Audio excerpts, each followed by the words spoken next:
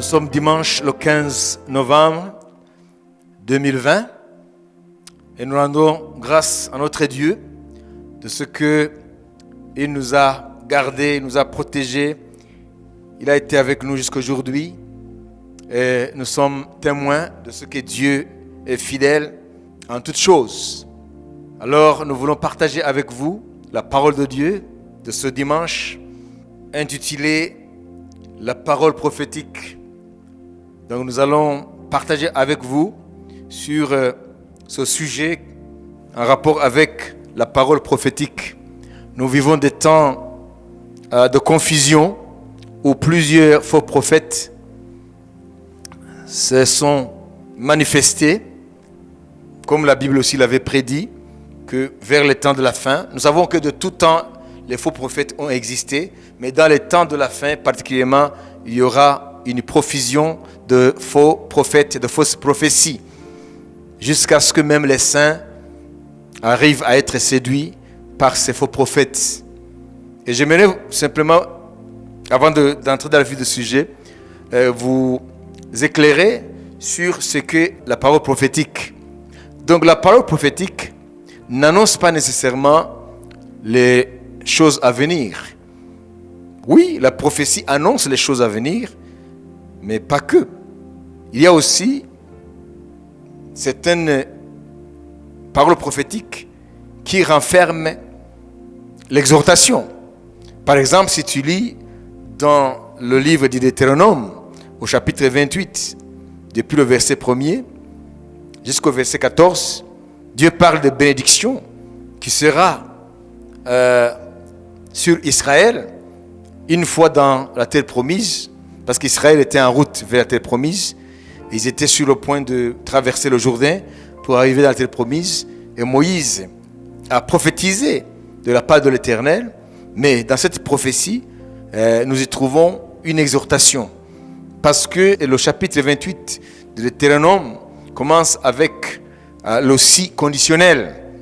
Moïse dit de la part de Dieu, lorsqu'il s'adressait à ce peuple qui était prêt à entrer dans la terre promise, Moïse annonce les bénédictions et les malédictions qui pourraient arriver sur ce peuple, mais cela dépendra de sa position par rapport à son Dieu qui venait de le racheter de la maison de servitude, ça veut dire l'Égypte. Lorsque tu lis le verset 1er du chapitre 28 de Deutéronome, le verset commence par « Si tu obéis, si », ça c'est le conditionnel, « Si tu obéis à la voix de l'Éternel ton Dieu, en observant et en mettant en pratique tous ses commandements que je te prescris aujourd'hui, l'Éternel ton Dieu te donnera la supériorité sur toutes les nations de la terre. » Et là tu vas lire toutes les bénédictions que Dieu va répandre sur son peuple si il remplit ses conditions de marcher dans l'obéissance. Et lorsque nous arrivons au verset 15, il y a encore le conditionnel qui intervient. Verset 15, « Mais si tu n'obéis point à la voix de l'Éternel ton Dieu, si tu n'observes pas et ne mets pas en pratique tous ces commandements et toutes ces lois que je te prescris aujourd'hui, voici toutes les malédictions qui viendront sur toi et qui seront ton partage. » Là, il donne la liste de toutes les malédictions qui vont frapper Israël ou les Hébreux à cette époque, une fois s'ils n'obéissent pas à la voix de l'Éternel, leur Dieu. Voyez ici, lorsque nous lisons l'histoire de ce peuple une fois dans la terre promise, nous trouvons que la plupart de l'histoire d'Israël, la grande partie de l'histoire d'Israël n'a pas été brillante. Israël n'a pas obéi à son Dieu. Israël a connu beaucoup de déportations. Beaucoup de malheurs se sont abattus sur ce peuple. Ça veut dire, tout ce qui est dans ce chapitre 28 de Deutéronome font partie de ce qu'on appelle la parole prophétique d'exhortation. Ça veut dire que cette prophétie, bien qu'elle annonce ce qui arrivera à Israël par rapport à sa position devant son Dieu, mais nous voyons que la liste des bénédictions, tout comme la liste des malédictions, commence par le si conditionnel. Donc la prophétie ou la parole prophétique n'annonce pas nécessairement, impérativement des événements à venir. la parole prophétique peut aussi donner des exhortations pour le bien du peuple de Dieu. Donc aujourd'hui, la prophétie ou la parole prophétique est synonyme des événements à venir. Dieu peut exhorter son peuple prophétiquement, sans toutefois dire ce qui arrivera. Ça veut dire, celui qui va observer ce que Dieu donne comme exhortation, nécessairement il vivra la bénédiction de la part de Dieu. Et celui qui ne va pas obéir, alors il vivra des problèmes dans sa vie. Vous voyez, la parole prophétique, c'est une parole qui annonce évidemment les événements à venir, mais aussi ça peut avoir une dimension d'exhortation. Alors, d'où vient l'autorité d'une parole prophétique? Pour que nous puissions accorder du crédit à une parole dite prophétique, il faut analyser la source de cette parole. D'où elle est venue? Donc la parole prophétique peut provenir de Dieu lui-même sans passer par un instrument humain. Depuis la Genèse, là où Dieu nous raconte comment il a créé, nous voyons que Dieu a créé par sa parole. C'est ce que l'Esprit Saint va reprendre dans l'Épître aux Hébreux au chapitre 11 et au verset 3. Donc l'univers a été créé par la parole de Dieu. Ça veut dire Dieu a parlé et les choses sont venues à l'existence. Donc Dieu est source lui-même de la parole prophétique fiable. C'est la parole prophétique dont la source est Dieu véhicule l'autorité de Dieu lui-même. Voilà pourquoi Pierre donnera aussi sa définition d'une parole prophétique. Lisons dans deuxième épître de Pierre au chapitre 1er et au verset 19 jusqu'au verset 21. Et nous tenons pour d'autant plus certaine la parole prophétique à laquelle vous faites bien de prêter attention comme à une lampe. Donc la parole prophétique, Pierre dit, c'est une lampe qui brille dans un lieu obscur jusqu'à ce que le jour vienne apparaître et que l'étoile du matin se lève dans vos cœurs. L'étoile du matin, ça veut dire Jésus, lorsque Jésus reviendra pour enlever l'Église. Sachant tout d'abord vous-même qu'aucune prophétie de l'Écriture, ici Pierre parle de la parole prophétique de l'Écriture, c'est-à-dire les paroles prophétiques contenues dans la Bible. Qu'aucune prophétie de l'Écriture ne peut être un objet d'interprétation particulière. Donc, on ne doit pas interpréter les prophéties bibliques comme nous voulons. Il faut que par l'Esprit même qui a inspiré les prophètes, qui avaient annoncé ce qui est annoncé dans la Bible, le même Esprit doit conduire ceux qui veulent interpréter la parole prophétique des Écritures. Car ce n'est pas par une volonté d'homme qu'une prophétie a jamais été apportée, mais c'est poussé par le Saint-Esprit que des hommes ont parlé de la part de Dieu. Voilà, ici Pierre nous dit que la parole prophétique, la véritable, la vraie, c'est comme une lampe qui brille au sein des ténèbres, dans un lieu obscur. Ça veut dire que l'obscurité dont il est question, c'est les temps dans lesquels les hommes vivent.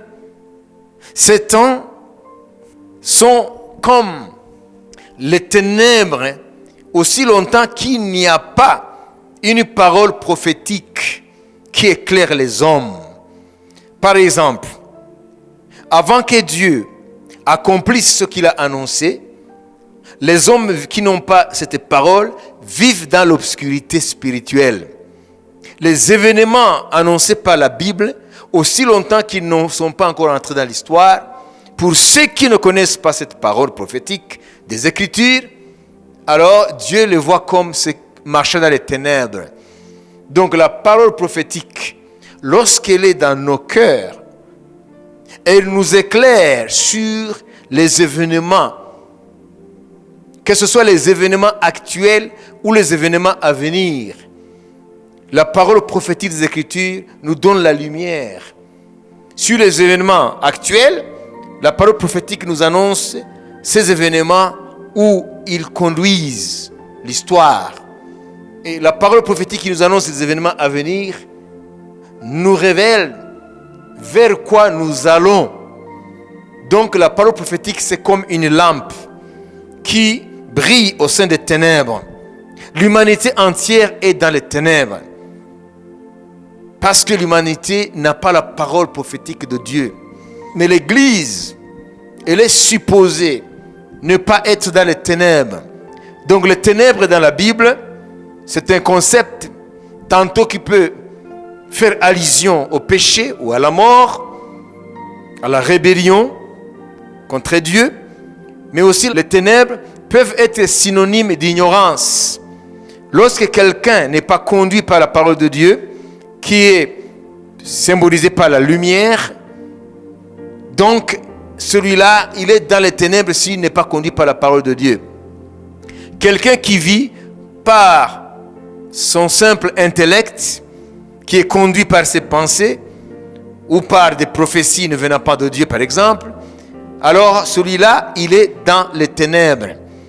C'est pourquoi lorsque Jésus est venu, lorsqu'il a commencé son ministère au bord du lac de Tibériade, ou la mer de Galilée, il accomplissait les prophéties d'Ésaïe, qui disait que dans les temps à venir, la région qui entoure le lac de Tibériade, la mer de Galilée, sera dans les ténèbres. Et ces régions-là, dans les temps à venir, verront une grande lumière.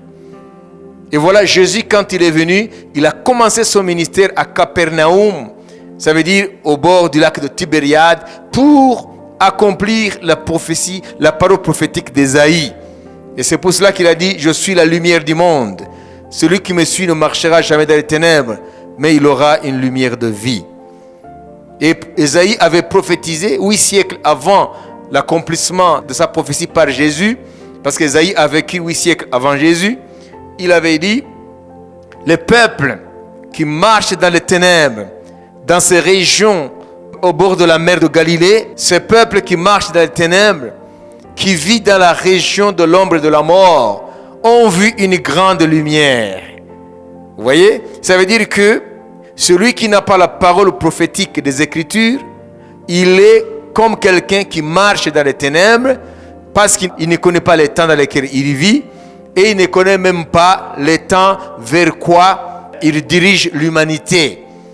Donc, ceux qui vivent sans la parole de Dieu, qui éclaire leur vie, qui éclaire leur temps et qui éclaire aussi les temps à venir, Dieu les considère comme marchant dans les ténèbres et vivant dans la région de l'ombre de la mort. Aujourd'hui, il faut savoir que l'autorité d'une parole prophétique vient de sa source. Si c'est Dieu qui a parlé, la parole prophétique véhicule l'autorité de Dieu lui-même. Ça veut dire sa source. Et si Dieu a parlé à travers un instrument humain, ça veut dire un homme, donc à travers quelqu'un qu'il a choisi, à ce moment-là, c'est Dieu qui est la source de la prophétie, mais par le biais d'un canal humain. Donc les prophètes ont été des canaux de l'Esprit de Dieu pour annoncer les oracles de Dieu, pour annoncer les paroles de Dieu, la volonté de Dieu. Donc la prophétie peut avoir comme source Dieu lui-même. Dieu parla et la chose fut. Dieu dit la lumière, que la lumière soit, et la lumière fut. Dieu appelle les événements qui ne sont point comme s'ils étaient, et ces événements, au temps marqué par Dieu, entrent dans l'histoire. On appelle la création ex nihilo. Ça veut dire Dieu appelle les choses qui ne sont point. Vous savez, les choses qui existent, il y en a celles qui sont visibles et celles qui sont invisibles. Mais lorsque Dieu crée ex nihilo, ce n'est pas qu'il appelle les choses qui étaient dans l'invisible. Non, il appelle les choses tout simplement qui n'existent pas, ni dans le monde visible, ni dans le monde invisible ou le monde spirituel. C'est ça la création ex nihilo. Satan ne peut jamais créer ex nihilo. Les hommes ne peuvent jamais créer ex nihilo. Parce que les hommes transforment à partir de ce que Dieu a créé. Et Satan, quand il annonce aussi ses prophéties, il ne peut jamais créer ex nihilo. Donc il faut comprendre que la prophétie peut avoir comme source Dieu lui-même. Ça veut dire ça l'intermédiaire de quelqu'un. Dieu parle par son esprit, mais Dieu a agi dans l'histoire à travers des hommes et des femmes. Ces hommes et ces femmes sont devenus des instruments, des canaux de l'esprit prophétique. Le Saint-Esprit a parlé par leur bouche, c'est ce que Pierre nous a dit. Alors, en ce qui concerne les prophéties qui sont dans la Bible, là, on ne doit même pas en délibérer. On ne doit même pas essayer de se demander si c'est vrai ou c'est pas vrai. Même si cette prophétie, tu ne la comprends pas, parce qu'elle n'est pas encore entrée dans l'histoire, il ne faut jamais douter une seconde sur les prophéties contenues dans la Bible. C'est ce que l'apôtre Pierre nous exhorte, sur toutes paroles prophétiques venant de Dieu, qui est dans les Écritures. Il ne faut jamais jeter de doute sur cette parole. Tout ce qui est dans la Bible a été inspiré par le Saint-Esprit. Et cette prophétie biblique porte en elle-même la puissance créatrice de Dieu. Ça veut dire tout ce que la Bible annonce s'accomplira à la lettre. Parce que Dieu n'est point un homme pour mentir. Alléluia. C'est ce que la Bible nous dit. La première source, c'est Dieu lui-même. La deuxième source, c'est Dieu, mais à travers un canal humain. Ça veut dire les prophètes. La troisième source, c'est une source démoniaque, satanique. Satan agit par des esprits de séduction. Ça veut dire par des faux prophètes. Parce que Satan aussi a des hommes et des femmes par qui il parle. Donc, toute l'histoire est jonchée des événements qui montrent que des hommes et des femmes ont aussi parlé de la part de Satan. Et dans ces derniers jours, ça ne se cache même pas, les hommes se réclament parler de la part de Satan et annoncent des événements. Donc, la troisième source peut être Satan qui parle. Satan peut utiliser des hommes et des femmes, ça veut dire les sorciers, les faux prophètes, etc. Mais aussi, la quatrième source, c'est des hommes qui s'autoproclament prophètes. Ce n'est ni Dieu qui parle par leur bouche, ni Satan par ses esprits, mais c'est eux qui inventent des prophéties, qui parlent de leur propre chef. Et quand ce sont des hommes qui parlent de leur propre chef, pas par l'influence des esprits, des ténèbres, ou par le Saint-Esprit, on appelle ça de la manipulation. Donc des hommes, par des paroles mensongères, manipulent le peuple, manipulent les gens. Alors aujourd'hui, il y a beaucoup de gens qui sont dans la séduction, soit des esprits de ténèbres, croyant suivre des vraies prophéties, soit par des manipulations, des charlatans, des hommes qui se autoproclament prophètes. Et aujourd'hui, cela a semé de la confusion. Et le but de Satan, ce n'est pas seulement de perdre les hommes par des fausses prophéties, mais c'est aussi semer le doute sur ce qui est vrai. Vous savez, pourquoi il y a des faux dollars, des faux billets de dollars? C'est parce qu'il y a du vrai dollar. Parce qu'il ne peut jamais y avoir des choses piratées si ce n'est pas à partir des choses authentiques. Donc, s'il y a de fausses prophéties, c'est parce qu'il y a de la vraie prophétie.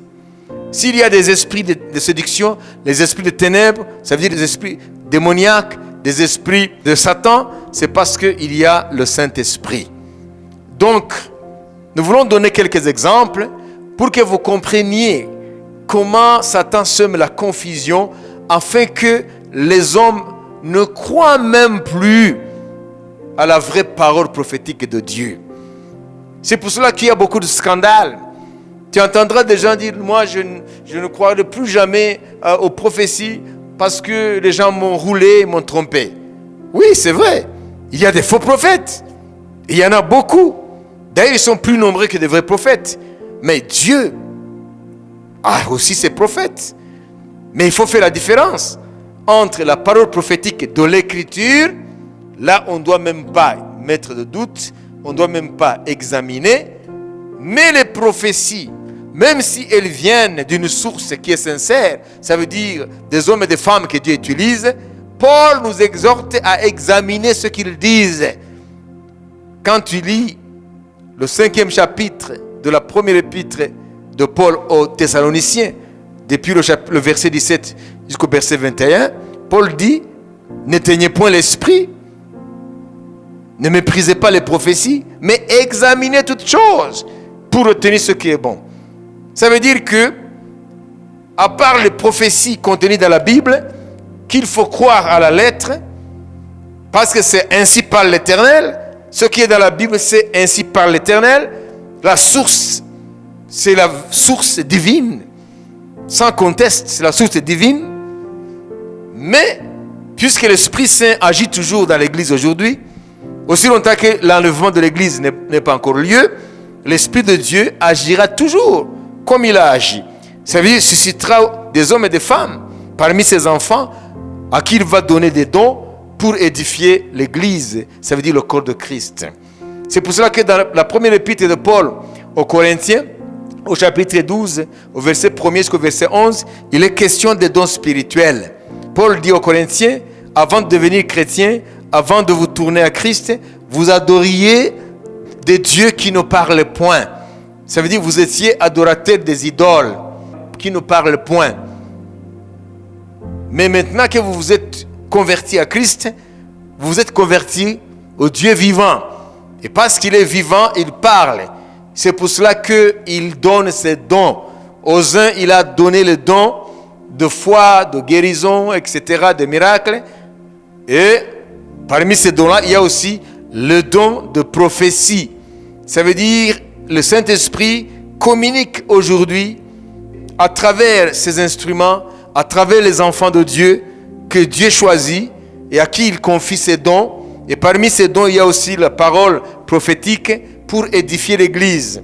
Et lorsque c'est la parole prophétique que Dieu donne à ses enfants, il ne faut pas tout gober. Il ne faut pas prendre cette parole comme ainsi par l'Éternel de la Bible, des prophéties bibliques. Il faut examiner pour voir si ce que ce frère, cette sœur communique de la part du Seigneur n'est pas en désaccord avec la doctrine de Dieu, avec la parole de Dieu.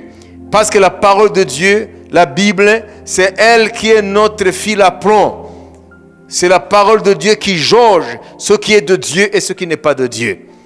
Ce qu'on te dira de la part de Dieu, de la part du Seigneur, qui contredit ce qui est dans la Bible, il faut rejeter ça, cela ne vient pas de Dieu. Parce que Dieu ne peut jamais se contredire. Il n'y a pas de confusion dans la personne de Dieu. Alors, ce que je vais te donner maintenant, c'est quelques exemples de prophéties. Vous savez, au 7e siècle avant Jésus, il y a une prophétie qui est sortie de la bouche du prophète Abdias. Il figure parmi les petits prophètes de la Bible. Vous savez, la Bible nous présente les prophètes en deux catégories. Il y a les grands prophètes, Ésaïe, Jérémie, Ézéchiel, Daniel. Et puis il y a aussi les autres 12 qu'on appelle les 12 petits prophètes.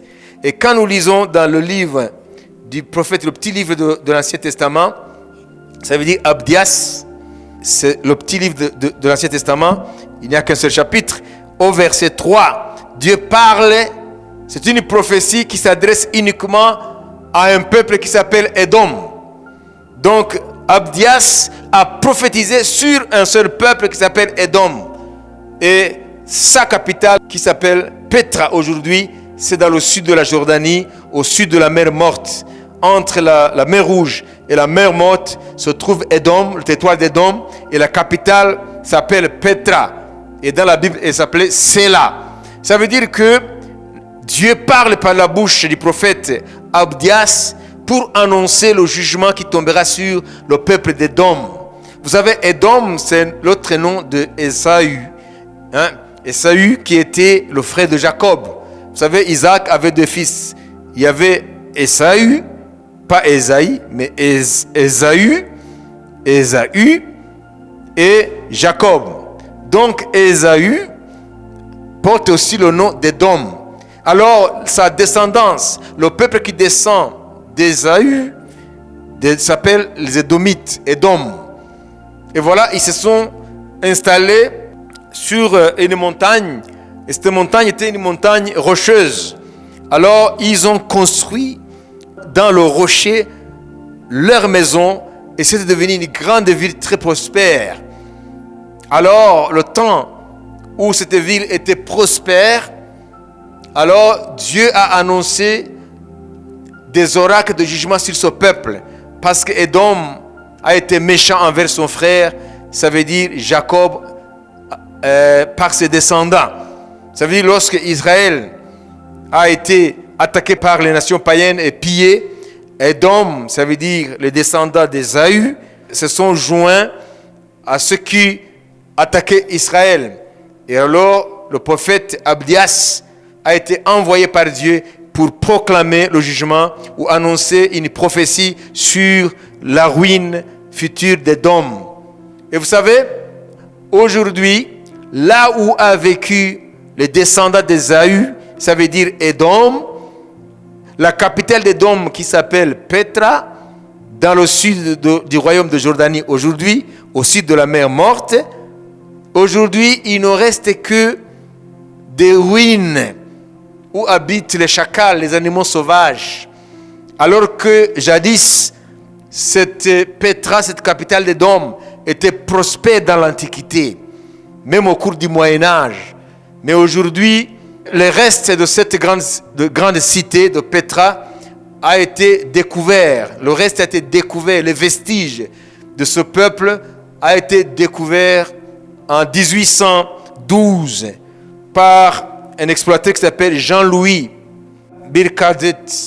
Alors ce Jean-Louis, l'explorateur a exploré cette cité abandonnée qui aujourd'hui est habitée par des animaux sauvages, mais en regardant le spectacle qui s'offrait devant lui et qui s'offre aujourd'hui devant les touristes, il se demande mais comment cette grande cité a été détruite jusqu'à ce qu'elle reste inhabitée aujourd'hui. C'est parce que Dieu avait annoncé par Abdias la destruction ou la ruine d'Édom. Aujourd'hui, les descendants d'Édom n'existaient plus. On ne parle plus des Édomites. Mais aujourd'hui, les descendants de Jacob, ça veut dire Israël, existent même aujourd'hui. Vous voyez comment la parole prophétique, si elle trouve sa source en Dieu, elle porte l'autorité de Dieu.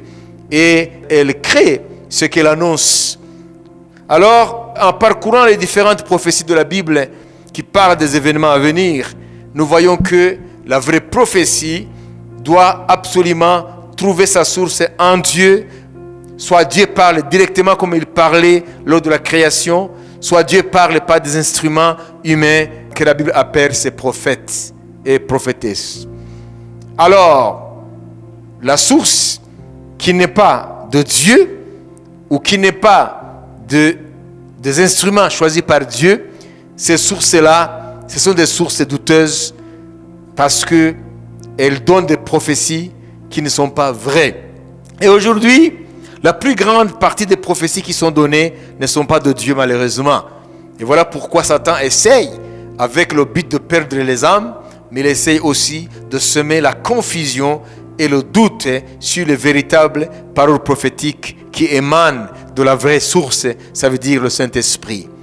Alors mon frère et ma soeur, dans cette période, dans ces temps de la fin, où nous vivons une grande confusion par rapport aux prophéties, quelle doit être ta position?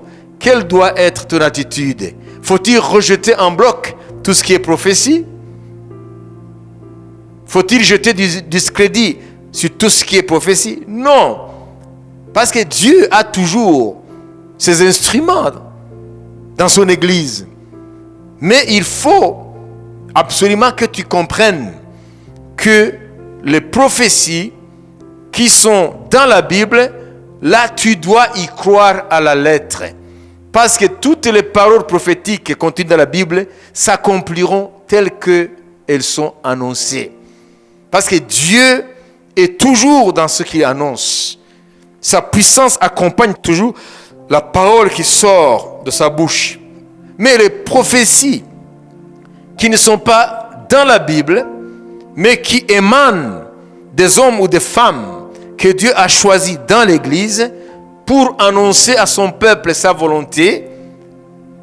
Là, la Bible met quelque chose entre parenthèses. Et cette chose est la suivante.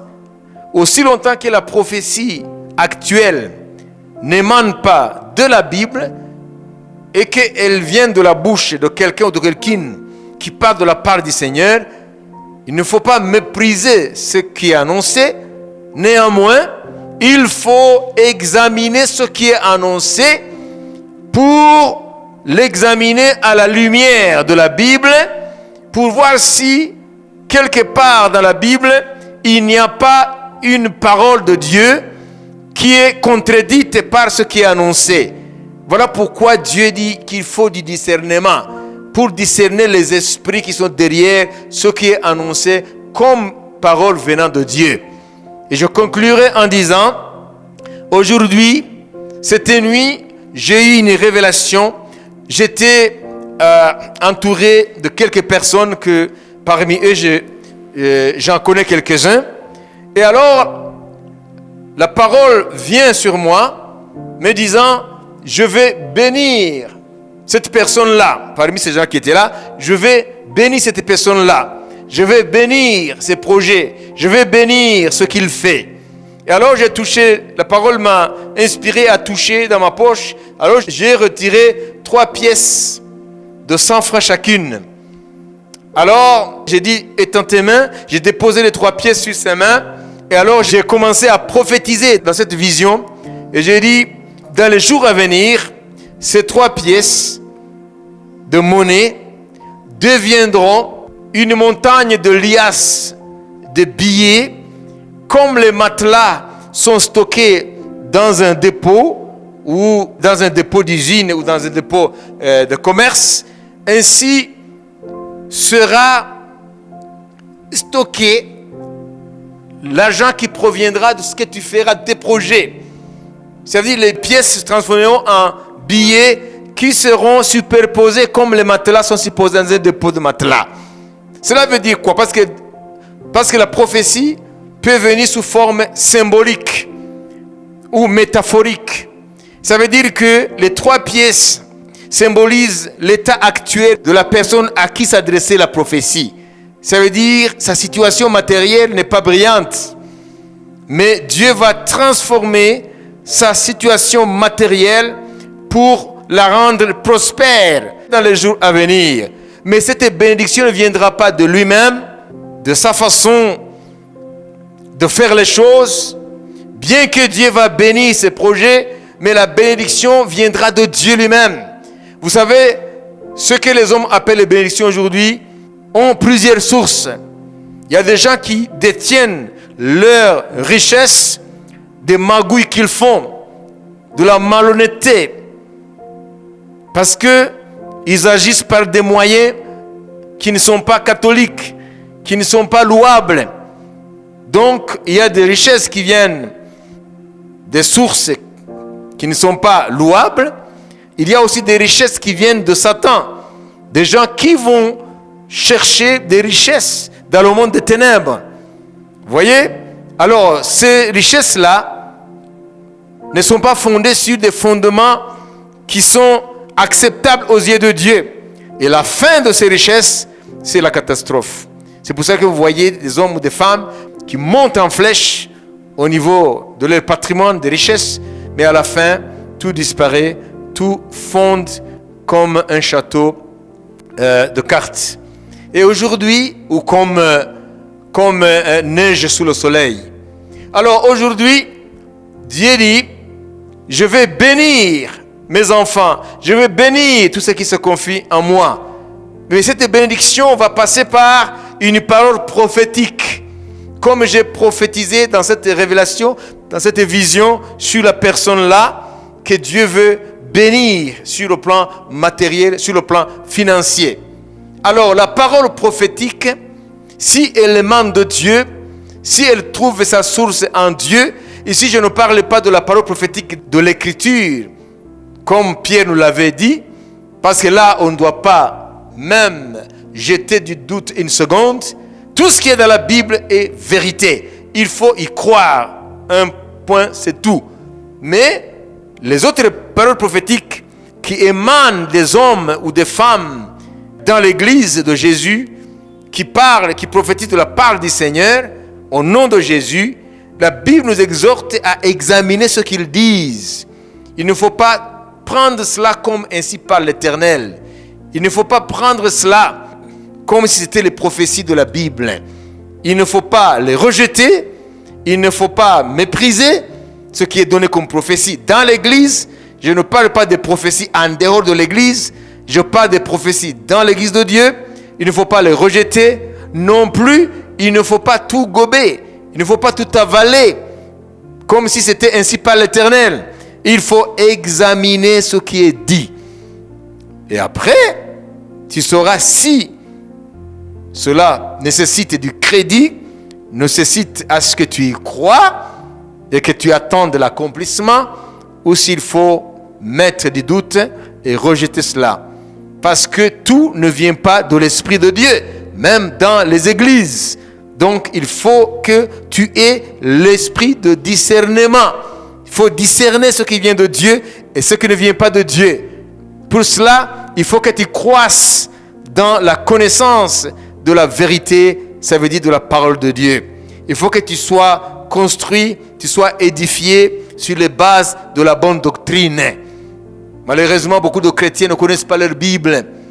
Ce sont les sectes chrétiennes qui enseignent à leurs adeptes la Bible, mais pas selon l'Esprit de Dieu. Mais la véritable Église de Dieu, beaucoup de chrétiens qui sont dans la véritable Église de Dieu ne sont pas enseignés, ne connaissent pas leur Bible. C'est pour cela que des faux prophètes, des fausses prophéties les poussent loin de l'Église de Dieu. Parce qu'ils n'ont pas le fil à plomb, ils n'ont pas l'instrument de mesure pour savoir ce qui vient de Dieu et ce qui ne vient pas de Dieu. Et aujourd'hui, je vais donner une parole prophétique de bénédiction sur tes projets, sur ta vie. Et celui qui n'a pas encore de projet dans son cœur, Dieu va en créer dans son cœur et Dieu va veiller à ce qu'il amène à terme ce qu'il va dire sur ta vie. Mais aujourd'hui, il faut savoir que les prophéties qui sont dans ta Bible, il ne faut jamais y douter une seconde. Il ne faut jamais jeter une ombre de doute sur la parole prophétique qui est dans la Bible. Il faut y croire tout simplement. Mais puisque Dieu parle toujours, parce que l'Église est toujours dans le monde, l'Esprit de Dieu est toujours dans l'Église, donc les dons spirituels sont toujours agissant dans l'Église. Donc parmi ces dons, il y a la parole prophétique. Lorsque nous lisons 1 Corinthiens chapitre 12, comme je l'ai souligné, il faut que tu saches que la parole prophétique qui est donnée aujourd'hui à travers les dons spirituels dans l'Église, il ne faut pas le rejeter, il ne faut pas le mépriser, mais il faut examiner. Et on examine ce qui est dit de la part de Dieu par la parole infaillible de Dieu qui est la Bible. Seigneur, je te présente maintenant tout ce qui se confie en toi, afin que tu bénisses, Seigneur, le travail de leurs mains, l'ouvrage de leurs mains, l'œuvre de leurs mains. Bénis, Seigneur, ce qu'ils entreprennent. Comme j'ai vu les 3 pièces, Seigneur, devenir un tas de billets de banque qu'on ne peut pas compter. Seigneur, pour exprimer que ta bénédiction, non seulement elle ne s'accompagne pas de regrets, mais aussi elle est inestimable. Seigneur, bénis tes enfants dans tout ce qu'ils entreprennent. Et ceux qui n'ont pas encore de projet dans leur cœur, Seigneur, crée, Seigneur, des projets dans leur cœur. Imprime, Seigneur, sur leur cœur tes projets, afin que tu élèves ton peuple, non seulement par des bénédictions spirituelles, le pardon des péchés, la communion avec toi, la marche dans ta parole etc. Mais aussi que tu les élèves sur le plan matériel, financier, parce que tu es le Dieu des bénédictions. Bénis, Seigneur, tes enfants. Et je libère la parole prophétique de bénédiction sur tout ce qui, Seigneur, se confie en toi. Tous ceux dont leur cœur est tourné vers toi, Seigneur, bénis ce qu'ils font, leurs projets, et ceux qui n'en ont pas, crée des projets dans leur cœur, afin que, Seigneur, leur vie te glorifie sur cette terre. Au nom de Jésus. Amen.